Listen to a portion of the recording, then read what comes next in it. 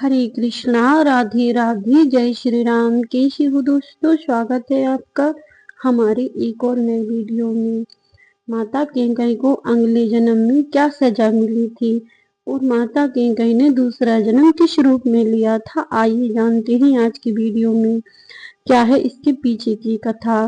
जब भगवान श्री राम ने 14 वर्ष का वनवास काट लिया था, माता कैकेयी ने अपने 2 वरदानों में भगवान श्री राम को वनवास दिया था।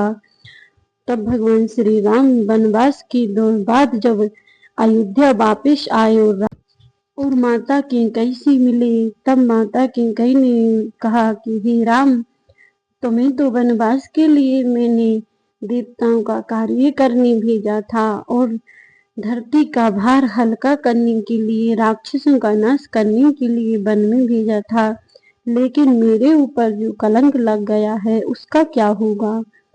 तब प्रभु श्री रामचंद्र जी कहने लगे कि यह कलंक तो मैं नहीं मिटा सकता माता, ये तो कलंक लगना ही था तो लग गया, अब क्या होगा, कुछ भी नहीं।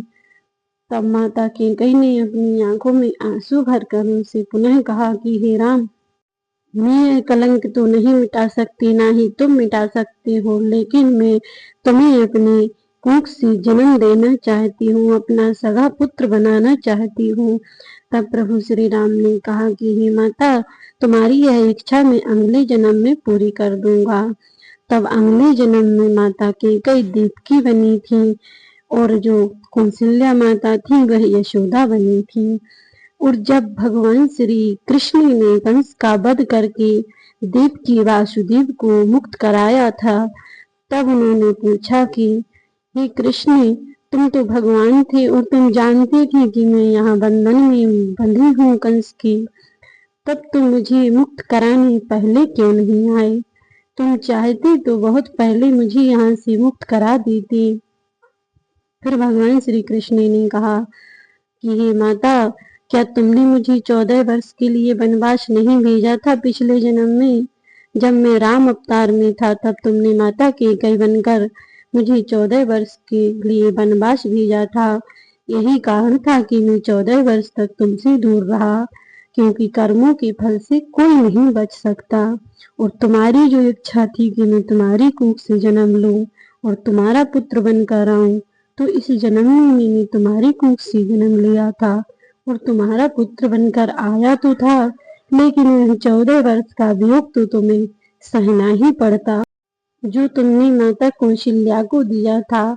और जो माता कौशल्या थी वह यशोदा के रूप में अवतरित हुई थी और उन्हें 14 साल का वियोग जो उन्होंने श्री राम अवतार में 14 साल का वियोग उठाया था, वह उन्होंने यशोदा बनकर अपने पुत्र का लालन पालन करके उनके साथ खेलकर वह वियोग पूरा कर लिया था।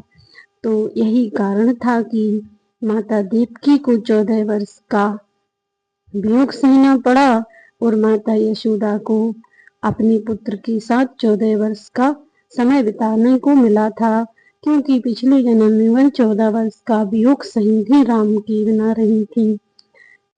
ऐसा सुनकर देवकी की आंखें भर आईं और उन्हें अपना पूर्व जन्म याद आ गया कि कैसे वह माता कैकेयी बनकर उन्हें कठोर हृदय करके अपने ही पुत्र श्री राम को वनवास में भेजा था। लेकिन यह बात तो सच है कि माता कैकेयी राम से अत्यधिक स्नेह करती थी। राम के अलावा वे भरत से भी उतना स्नेह नहीं करती थी जितना राम से करती थी, लेकिन उन्होंने अपने कार्य के लिए ही, जन कल्याण के लिए ही उन्होंने यह वरदान मांगे थे और प्रभु श्री राम को वनवास भेजा था और अपने माथे पर कलंक लिया था। यह माता कैकेयी का बहुत बड़ा त्याग था, जो आज उन्हें सभी लोग इसे कलंकित कहते हैं। और आज भी कैकेयी के नाम पर कोई भी अपनी बेटी का नाम नहीं रखता है। तो यह सबसे बड़ा कलंक माता कैकेयी को लगा था और इसी कलंक से दुखी होकर उन्होंने भगवान श्री राम से वरदान मांगा था कि मैं आपको पुत्र रूप में पाना चाहती हूँ, अपने सगे बेटे का बनाना चाहती हूँ, ना कि सौतेली माँ का दर्जा मुझे नहीं चाहिए। इसी कारण से माता देवकी के यहाँ भगवान श्री कृष्ण ने जन्म लिया था, जो भगवान ने उन्हें वरदान दिया था। वरदान के कारण ही माता देवकी के यहाँ श्री कृष्ण ने जन्म लिया था। तो दोस्तों, आपको यह कथा कैसी लगी हमें कमेंट में बताइएगा, और वीडियो पसंद आई हो तो लाइक करके कमेंट बॉक्स में जय श्री राम जरूर लिख देना। और जो भी मेरे चैनल पर नए हो, चैनल को सब्सक्राइब करके बेल आइकन को ऑन कर देना। तो मिलते हैं नेक्स्ट वीडियो में, तब तक के लिए जय श्री कृष्ण, राधे राधे, जय श्री राम।